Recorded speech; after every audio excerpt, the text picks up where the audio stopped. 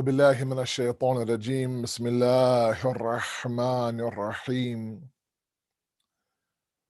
الحمد لله الذي لا يبلغ مدحته القائلون ولا يحصي نعماءه العادون ولا يؤدي حقه المجتحدون الذي لا يدركه بعد الحمم ولا يناله غوص الفطن ثم الصلاة والسلام على أشرف الأنبياء والمرسلين حبيب قلوبنا وطبيب نفوسنا وشفيع ذنوبنا سيدنا ومولانا أبي القاسم محمد.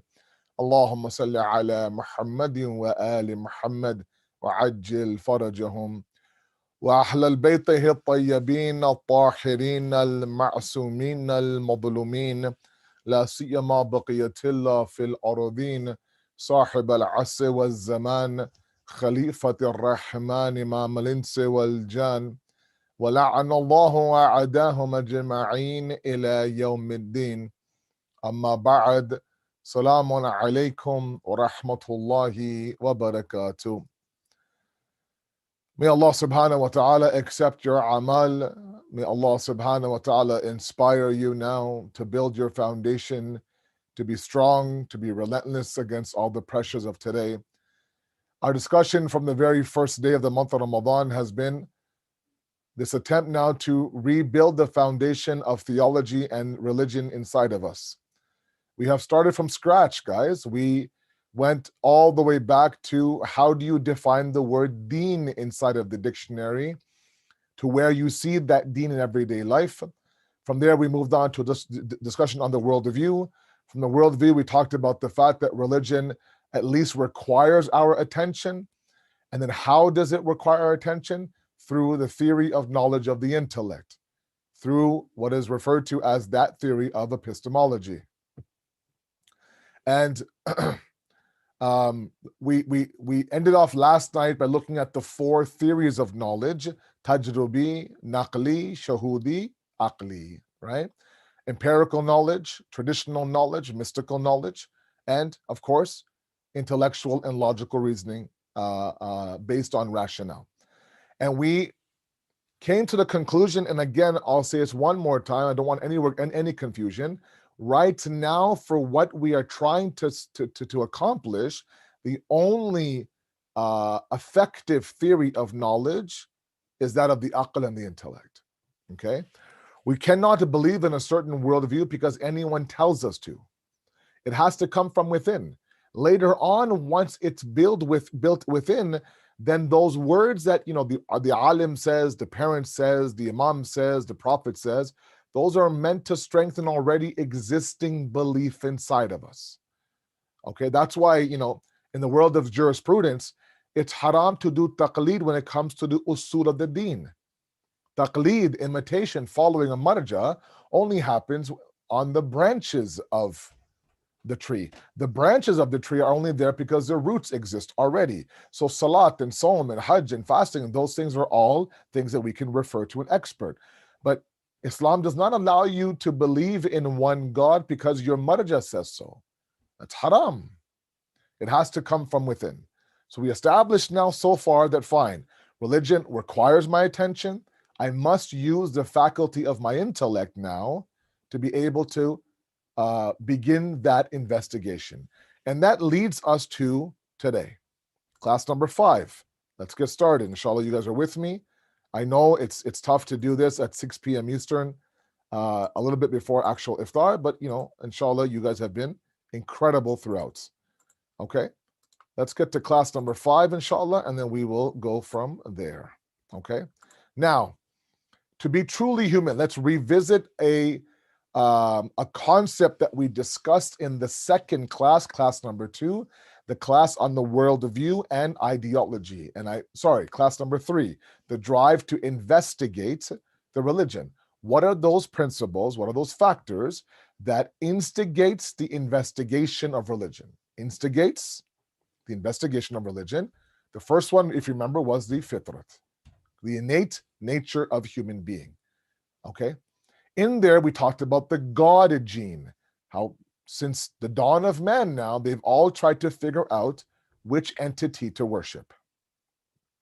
And based on their capacity, based on their intellect, based on their knowledge, based on their surroundings and tribal realities, they believed what they believed. The sun, the moon, the stars, water, fire, I don't know, animals, people, themselves, God, right? But one thing that is synonymous in all of these different paths is that they're all seeking the proper means to believe in something. Hence, that religion they're talking about. Okay, so in this opening statement of mine, we have to please understand this. In the previous lesson, we saw that innate human desires lead man to seek religion. Okay, like I said, to the point where it is such a strong emphasis inside of our innate nature that it blocks any sort of intellect and rationale. You end up, like I said, worshiping an idol made out of food. Okay. It's absurd. It's comical. It's just, it boggles the mind that how you can think that this piece of food that you created with your own hands now is worthy of you to worship, ask for your prayers, seek protection from, for blah blah blah, this and that. But that's what I'm saying. It's such a strong innate need that even up until today, the debate of the greatest minds of today now, all debate around, this supernatural entity, this metaphysical world, system of religion, even up until now. That can't be denied, guys. Therefore, it can be said, and this is where I need you guys to focus with me right out the gate in the very first 5 minutes of the class today. That to not seek religion means that a person is not truly human. To be human, to be a true insan, is to fulfill your innate nature. Okay, what drives man to go work, what drives man to hunt back in the day, was this innate need for food, the innate hunger that his family felt. He would put himself in grave danger. We push ourselves for 8, 9, 10 hours a day. To simplify why we do it is simply to feed our family, to clothe our family, right? Those are all innate needs that we have. Okay. To sit at home and then not to do that and not to feed yourself and not to feed your family, sit at home and do nothing and let them starve is not human. It's, in fact, they would say it's inhuman of you to do it. Okay. Similarly, we have to take that same viewpoint and vantage point when it comes to other fitri innate needs of ours, one of them of which is religion. This statement right now, opening paragraph above the line there in front of you, is crucial. It's crucial. Okay. Now, the proof for this is very simple. Number one, man innately seeks perfection. The human being, all of us, we seek perfection. We don't like imperfections. I can take you all the way down to the lowest of the low example. I have my favorite food dish. Lo bhai wo iftar se pehle jo he's talking about food. Why is he doing this to us? Favorite food. Imagine now, when we get closer to iftar, we're like, oh my God, I want this for iftar today. So you go, you make it, you order it, whatever the case may be. It's there in front of you. It comes. You can't wait now. It's been a very tough fast since morning. You can't wait. You go to open it and you see a hair in there. Gross, right? Nasty. Or you see, I don't know, some other piece of garbage in your food. The tiniest little bit in a massive plate of food. Now, you could choose to pick it up, throw it out, eat your food, but some of you might think, you know what, I lost my appetite, I'll eat something else. The entire plate now is rejected. One small scratch on our new car, one small thread hanging out in our new pair of pants, I don't know, a rip in our new purse, the laces won't tie up in our new shoes. All these things point to an innate need for perfection. To the point even where when we have our own imperfections, we do everything we can to hide them. Physical ones, right? Concealer, makeup, I don't know, a Band-Aid, surgery, creams, whatnot, right? When my hair gets out of control, when my beard gets out of control, you have to go and trim it, make it look proper, blah, blah, blah. Yes, it's self-respect. It's the nature of beauty. It's also this need for perfection. We innately seek perfection. And we're drawn towards those things that are perfect or those people that are perfect. That's why we claim as Shi'as, love of the Ahlul Bayt is innate and fitrat. Why? Because they're an infallible household. And our need to seek perfection and then fall in love with perfection leads us to the door of the Ahlul Bayt. That's why we make that claim. Number two, human perfection is acquired by free will, actions based on the intellect, right? For example, if we find out tomorrow that this person who claims to be infallible, in fact, didn't have any of the elements to make him fallible. A lot of my youth ask me about the ismat and the fact that the ma'sumin are ma'sum and perfect. If God made them perfect, then why do we applaud them? Where is their fadilat? Where is their distinction in that? And the answer is that they earned that infallibility through their free-willed actions. They had all the tools and the capacity to sin, just like you and I did, right? They weren't robots. They weren't a different creation. They were a bashar. They were a creation just like you and I were, right? But they had the resolve, and then on top of that, now Allah removes the ritz from them, as we see in the Quran, or gives them that, they don't need that special knowledge, only after He saw they were able to show this high level of piety. But if somebody achieves a certain level of perfection without decisions that they've made, handed it to them, for example, I'm saying, and it's a very simple example, when you think about somebody who is affluent, who's very rich, and you stop and you compare two rich families. One family is rich where they went from poverty to riches, right? Rags to riches, as you say, right? It's a feel-good story, right? I sometimes see these athletes now, after years and years, after signing a contract, now they buy their mother a brand new house, or they buy their parents a brand new car, and their story is that they, of course, they lived on welfare. They were born and raised in a very, very difficult neighborhood, right? Single parent, right? Not around, had to work two jobs just to make ends meet. Now all of a sudden, her son or his son now comes with a brand new house, and it's a nice feel-good story. That's a different rich, as opposed to someone else who's affluent, has a big house, beautiful company, but daddy gave it to him. Daddy gave it to him. There was no effort on him. There's no choice on him. There's no, right? There's two different stories here, right? We accept and we want perfection when it's acquired by their own free will. They made the right choices and put forth the right effort to attain that perfection. Number three, the practical rule of the intellect, now we're getting a little bit deeper now, hopefully you guys are able to follow me now, are based upon its theoretical principles. Okay? The three most important being origin, destination, and purpose or way. And knowledge of these three are innate. Knowledge of these three, right, require an answer. Okay? We'll always go after these three. Subconsciously, consciously, we always want to know, where we came from, what are we doing here, and where are we going? Always. Right? And that is ruled by the intellect, okay? By the intellect.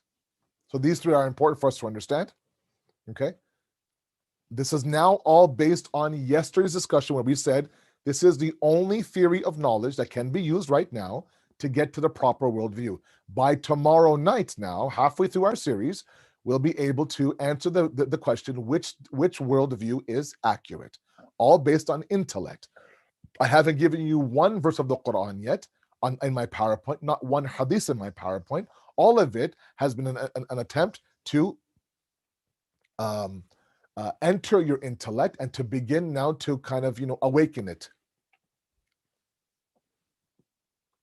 Okay? These three are important. Now, perfection and the unlimited. Okay? Man innately seeks perfection. We understand that.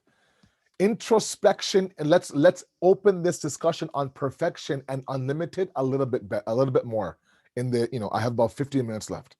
Introspection into our inner desires reveals that the root of all of them is the impulse towards perfection. Think about it. What drives us, let's say, to eat the food that we eat, to love the person that we love, to commit the sin that we commit sometimes? It's all for that perfect feeling, right?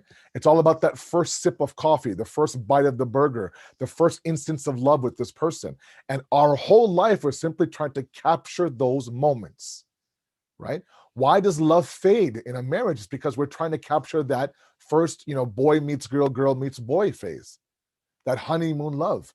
That is the most explosive and the most passionate, but also the least permanent. Right? When we begin to understand that love has versions to it, 2.0, 3.6, 5.8, then we understand that I can never capture that honeymoon love. That was, a one and done idea. But I'm constantly trying to recapture that moment. That's my perfection of love, right? I'm trying to capture that first bite I bite into my favorite meal, and just that, that dopamine euphoria feeling you have, this utopia of society that you have, or that first sip you have of your cold drink that goes down, right? Or that first sip of chai or coffee or tea, whatever the case may be, all of it points to this idea of our impulse towards perfection. Why do I want to buy certain clothes? I think it looks perfect on me. Why do I don't know, form my face a certain way, my beard, my makeup, my haircut, my style, my hijab, my whatever the case may be, all of it now leads to a deeper rooted reality of this impulse towards perfection. A little bit of thought. Why do we desire certain things? Only because of this impulse towards perfection. We innately seek perfection in everything that we do, in everybody that we do. There are people who are perfectionists. Some of our parents are perfectionists, and they require that perfection from their kids, or from their community, or from their classroom if they're a teacher. And when they don't get it, they get very, very frustrated, because to them, perfection is everything. Point number two, no one likes that imperfection should be even attributed to them, and strives to remove them. And before being able to remove them, they hide them. Okay? Any blemish on our record, be it our spiritual record, our physical record, our mental record, whatever the case may be, we either try to remove that blemish or we hide it. Okay? Think about a pimple on our face. Think about a moment of ignorance and foolishness in front of a crowd. Think about, I don't know, a moment where I committed a sin in front of everybody. I do my best now to redeem myself, recover myself, remove myself from that understanding of what others may have of me. That essentially is our detesting of imperfection and our love and our impulse towards perfection. Okay? Hope that makes sense to you guys. To the point where when we find imperfections inside of us, we hide them. When we find imperfections inside of those people that reflect us, like our children, like our spouse, then we hide them. Right?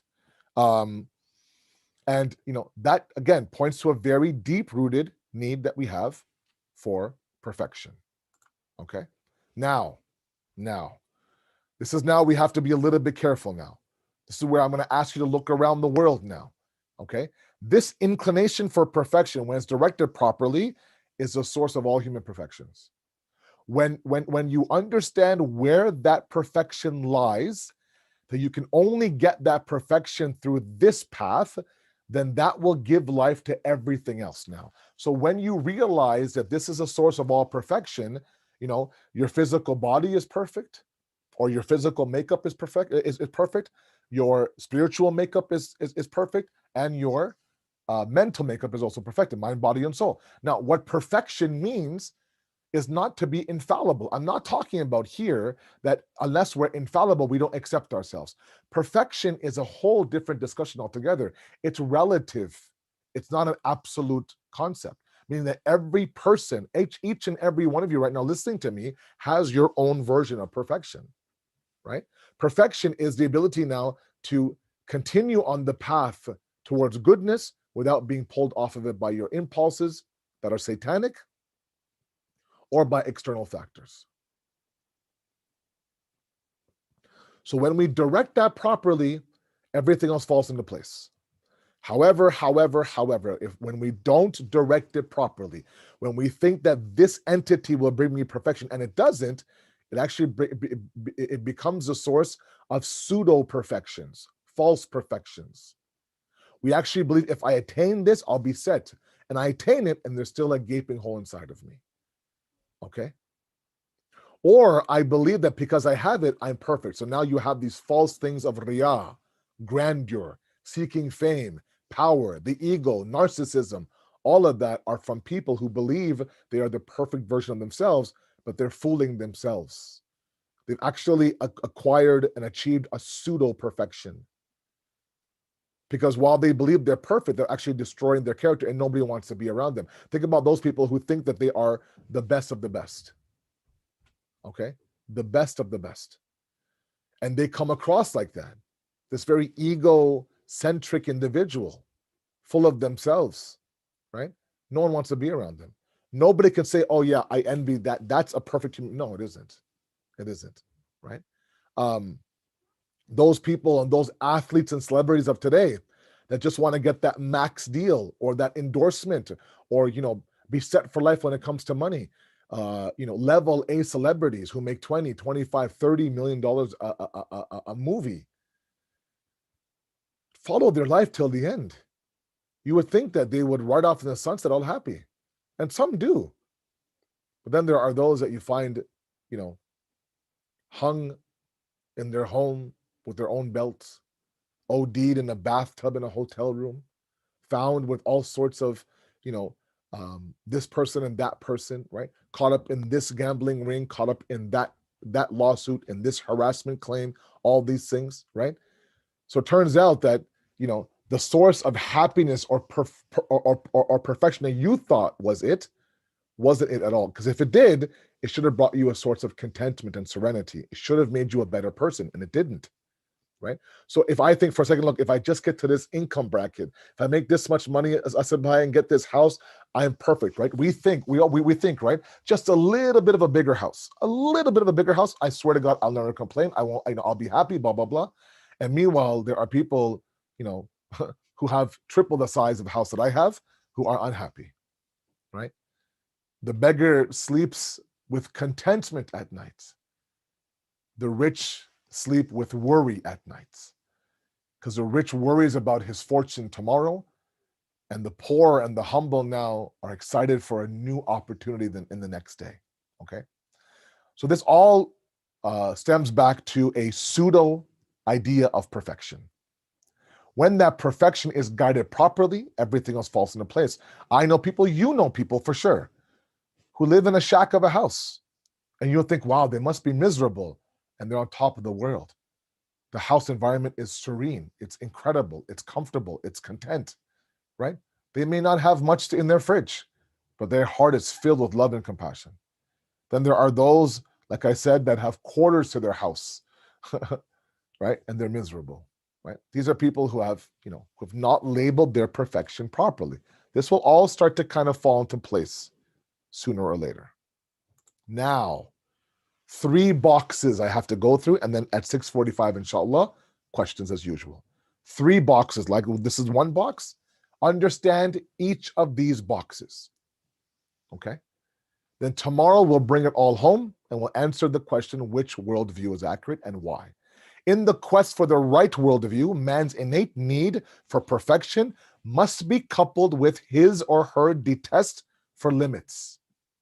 If we don't like imperfection, we also don't like limits. Think about it for a moment, okay? Think about for a moment. The word unlimited really, really entices us, right? Unlimited data on our phones, all you can eat buffets, unlimited kilometers in our rental cars, right? There's no speed limit on the highway. Go as fast as you want, right? No sort of limits of laws, blah, blah, blah, right? We don't like limits. We're after this freedom where I can do what I want, say what I want, eat without there any being no limits from the wife, no limits from the doctor, no limits from the government, nothing at all. Imagine 24 hours of no sharia, no halal, no haram, do what you want. Your eyes would light up. Oh my God, I would go to KFC right away. We just don't like limits. We find limits to be difficult. Which means, and please follow me in this now movement, the innate detesting of limits is actually the innate need for the unlimited.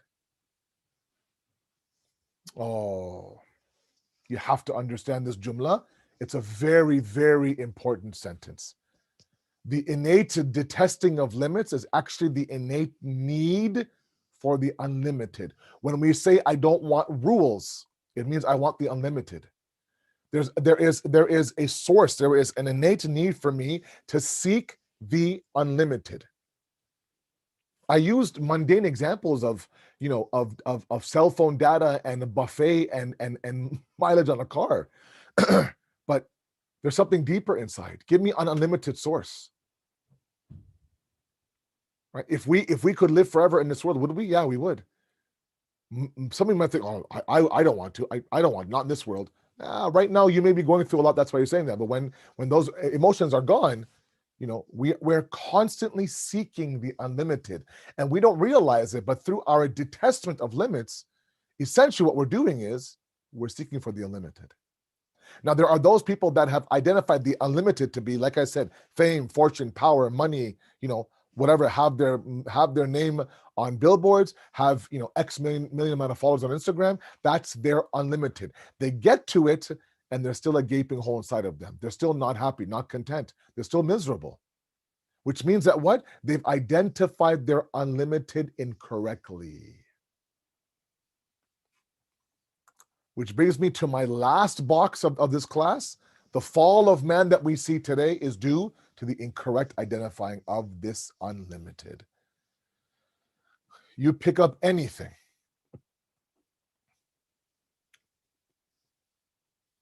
Racism, injustice, oppression. What's happening right now in Yemen, what's happening right now in Palestine, what's happening right now in Kashmir, in Syria, in China, in Afghanistan, sometimes in Pakistan. What's happening right now to our Muslim brothers and sisters in India. I read an article where Modi, the government there, is actually purposely now keeping their vaccine dosages away from Muslim areas and giving it only to people who are like them. Okay? They want this unlimited control of the entire nation by wiping out an entire group of people. Right?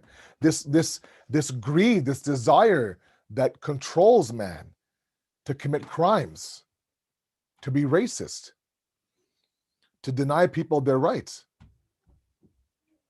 all stems from this unlimited source. If I give to them, then I won't have enough for myself. And that's the fear, right? If I give power and civil liberties and freedom and rights to this nation, to the African American nation, well, then we're going to lose our supremacy as a certain color in this country.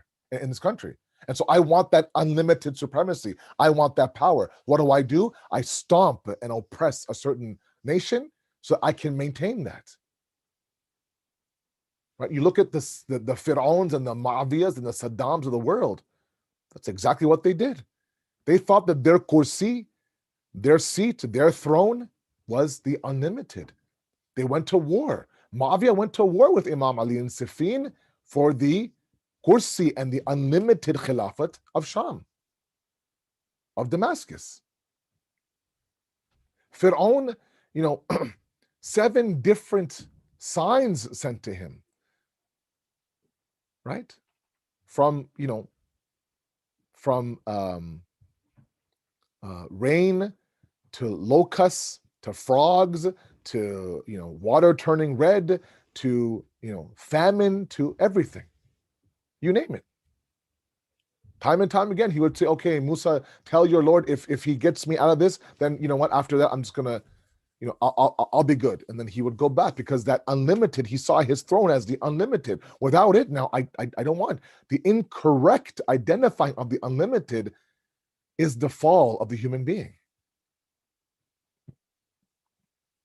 I've seen families break up over inheritance, a couple of thousands of dollars, because money to them is the unlimited. If I can just get this money, that's it. I don't have to worry about, my kids' weddings or my kids' tuitions or my kids, this and that. I don't have to worry about mortgage payments. I'm set. I can live a happily ever after life. And we're after all of these false truths of happily ever after. So what do? We falsely identify and incorrectly identify the unlimited.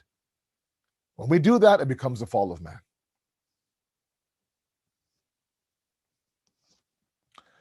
So my sisters and my brothers, In class number 5 tonight, perfection and the unlimited. Our intellect screams at us to seek those things that are perfect.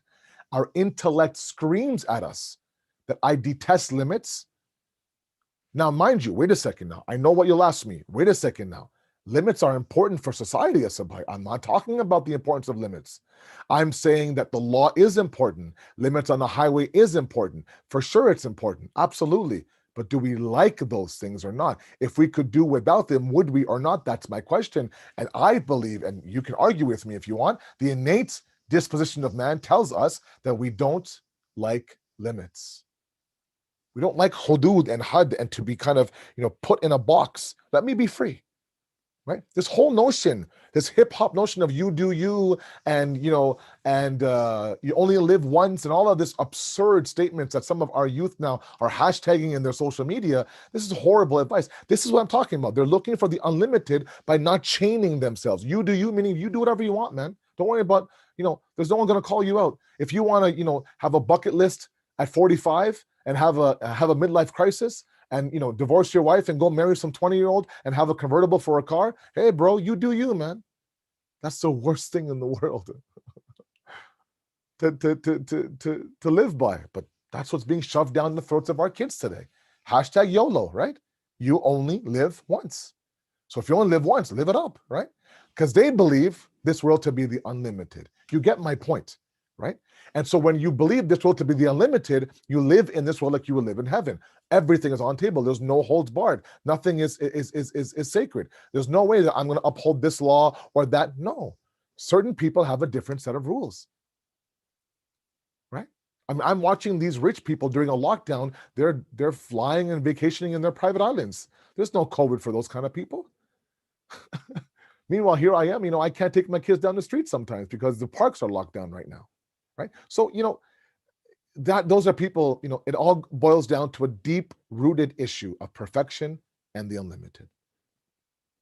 We innately seek perfection. We innately seek the unlimited. Okay?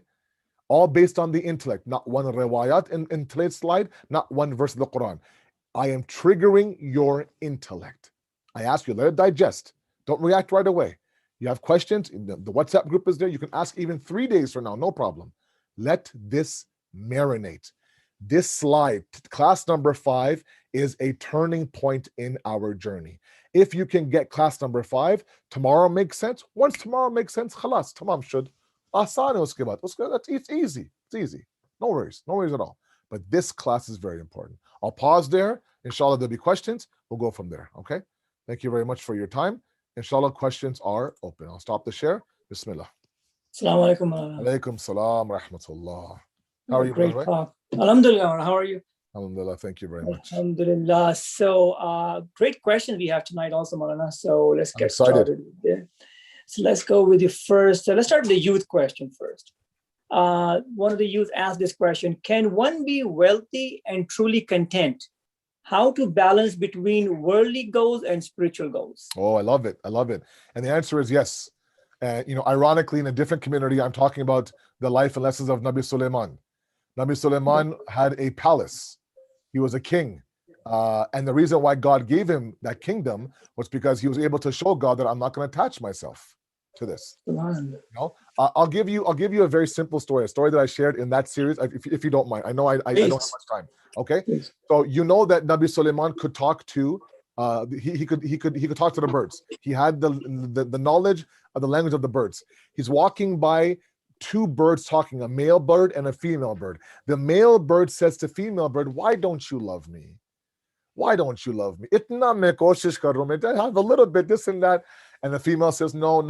And then, what happens when in love, right? You know what? If you want, I can bring the dome of the kingdom of Suleiman to your feet. You just tell me, and that's how much I love you. Now, who's watching this? Nabi Suleiman's watching, and he can understand what he's being said. But no matter what this poor male bird tries, the female says, "Nahin, main tumse mohabbat nahi karungi. I'm not going to love you." And then he summons the male bird. He goes, "Idhar, come here. You really think you can bring my dome to her feet?" He's like, "Arey, come on, let me." So you know how it is. Mohabbat mein sab kuch this and that's okay, right? And then he summons a female bird. Oh, very, very quickly. Says, why don't you love him? Look at him, Bachara. He promised my dome to you. What more? And she says that Prophet of Allah, he doesn't love me. He has more than me in his heart. I'm not his exclusive love. Nabi Sulaiman heard this, went home, he cried for 40 days, Hadith says. Begged to Allah, Allah, please allow my heart to exclusively love only you. Don't allow anyone else inside my heart. When you have a person like that, Allah says, look, I'll throw the dunya at your feet. You won't be affected by it. So yes, you can be rich and be content, provided you keep the goal in mind. You can achieve all you want. I've said this 1,000 times in New Jersey. Achieve, achieve, achieve, but don't attach yourself to that achievement. When it's time for you to move, I have plenty of examples of people, mashallah, who use their wealth for good.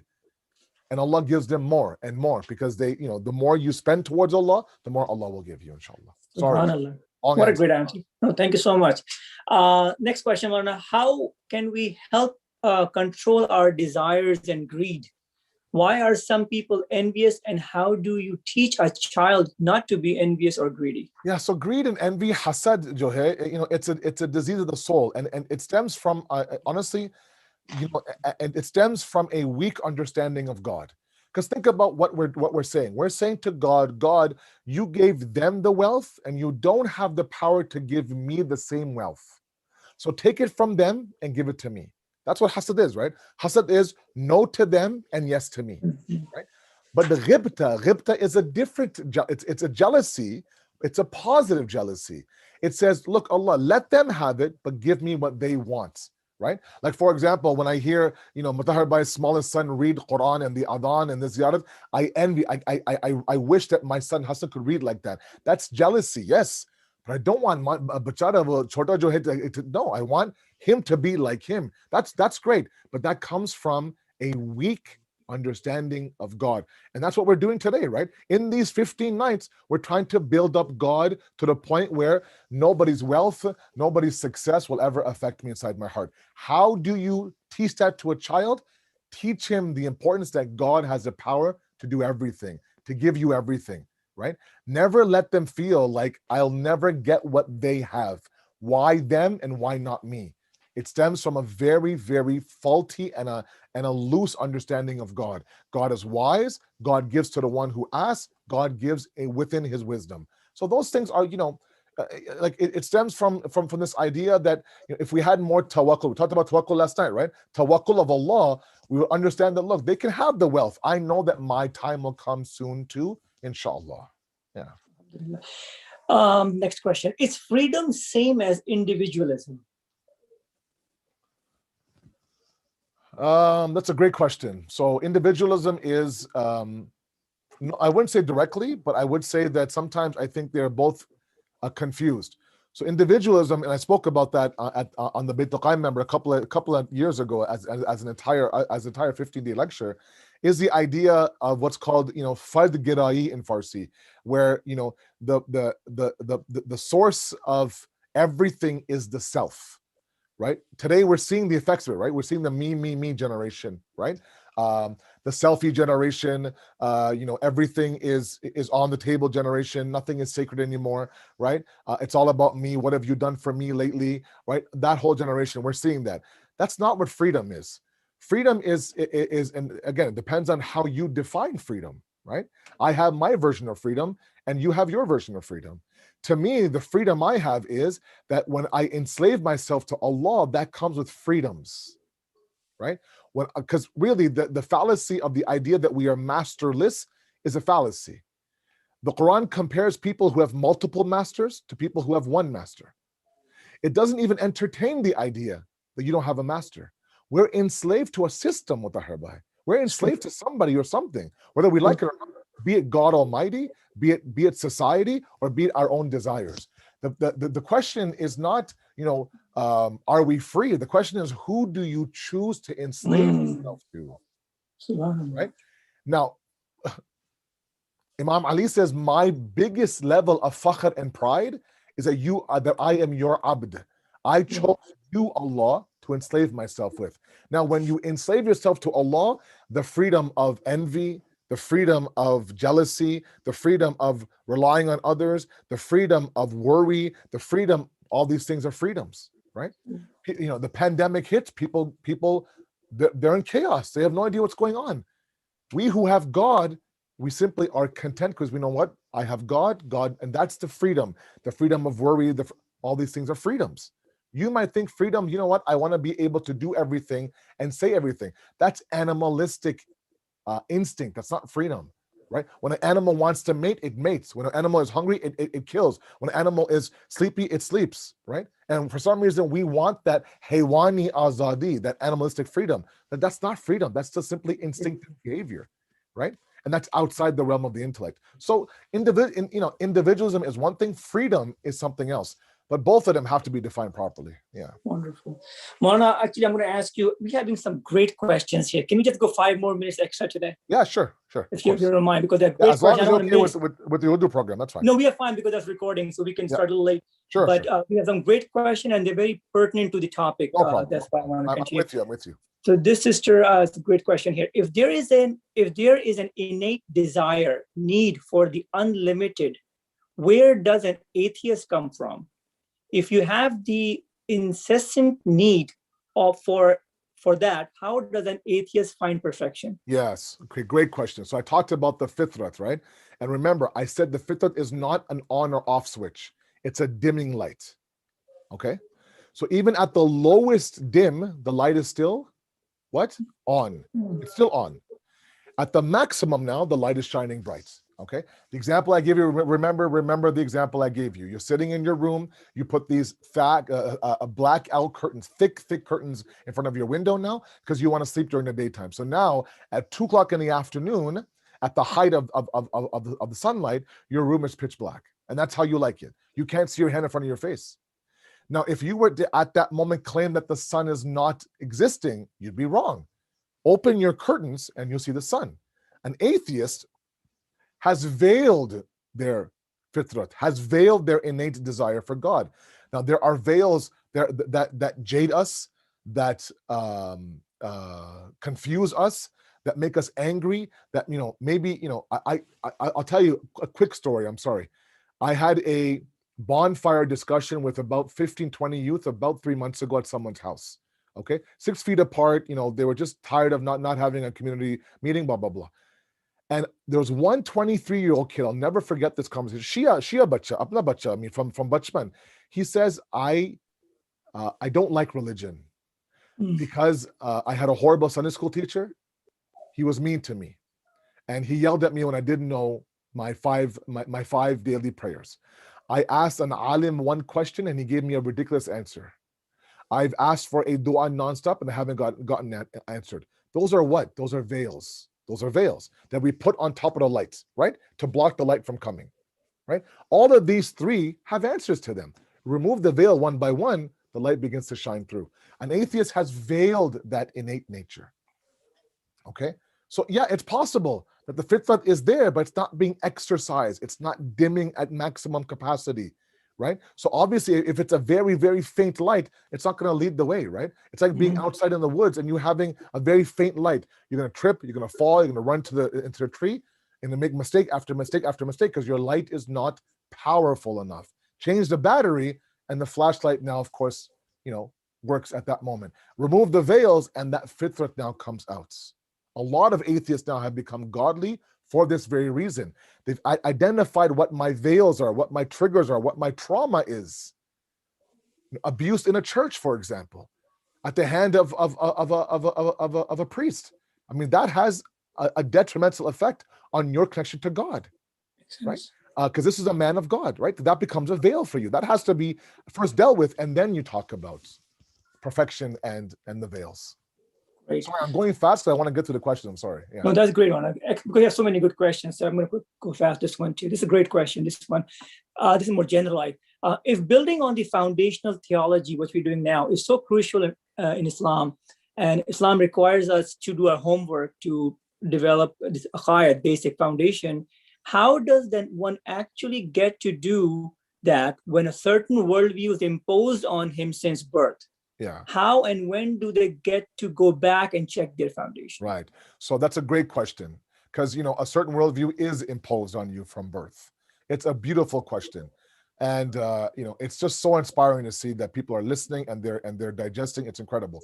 Yes, you're right. It's imposing, and up until the first few years of your life, like I said, you inherit that worldview. But there comes a moment now. Why is Beluga so important in Islam? Because Beluga is not just jismi, right? It's not just your body changing. Your intellect now becomes roshan, they say in Farsi. It turns on now. It begins now to kind of dust off the equipment and begins to start working. And you're bound to ask yourself questions. Believe me, this generation has taught me one thing. There's a lot of questions inside of them that either they're too afraid to ask, or it's too blasphemous or taboo, or they haven't found the right source. And in this, in this era of information where there is access that's too much to information, a lot of confusion. So there comes a moment now where you kind of move away from the inheritance, and you should now begin to ask these critical questions like origin, purpose, destination. Now, you can't ignore those questions. Those are the triggers for you to move away from inheriting or what's been imposed on you towards an actual worldview, right? And that's when, I'll ask all of you that the seekers of knowledge, they do one thing. They seek the knowledge. The ones who have knowledge are there. It's a matter of you going and you seeking it out, right? I have people, not that I have knowledge, but I have people who call me on a weekly and monthly basis because they have X amount of questions, right? If you have questions, if you have doubts, if you want to restart the whole foundation all over again, you have to seek that. It's not going to come to you, right? This is a gift in the month of Ramadan that's been presented to you now in your homes, right? In your comfortable arena. But the idea is that the seekers of knowledge seek the knowledge. If you are true in building the foundation, seek it. Allah will open up the doors for you. وَالَّذِينَ جَاهَدُوا فِينَا لِنَهْدِيَنَّهُمْ سُبُلَنَا. If you struggle in our path, Allah will open up doors and paths for you that you never thought existed, right? So, you're right. One is imposed on you, but eventually when those triggered questions begin to pop up in your mind, don't ignore them. Okay? Don't even if your parents may not have the answers, and they probably won't, then I'd still seek out the answers properly for your own contentment. We don't want an inherited Muslim. We want somebody who actually believes in what they believe in, inshallah. Great one. Another great question here. If our innate nature is to want unlimited, then is it fair to say freedom is our purpose? No, our purpose is not free. Again, we go back to the definition of freedom, right? If freedom is this, because you know what, if the person is around tomorrow, I'm going to answer that question tomorrow, if you don't mind. Okay. Because tomorrow will make sense to you. Because while we seek the unlimited, we're bound by limits, and limits are the crux of society and the crux of our own. Even the world, any worldview, places limits on its followers, right? So how is that possible? While my innate need is leaving me towards the worldview, that worldview is placing limits on me. It seems like a catch-22. I have to answer that tomorrow, inshallah. So tomorrow you'll get your answer. Perfect. So this question, Maulana, is that if the infallibility of the infallibles is based on their free-willed actions, when did they perform these actions? Yeah. Because we believe the infallibles were born infallible. Yeah, great question. Another great question. So again, the whole bahas on ismat inside the prophets and the imam specifically was that Allah subhanahu wa ta'ala used his ilm ghaib to understand that, and again, Allah can see entirety, right?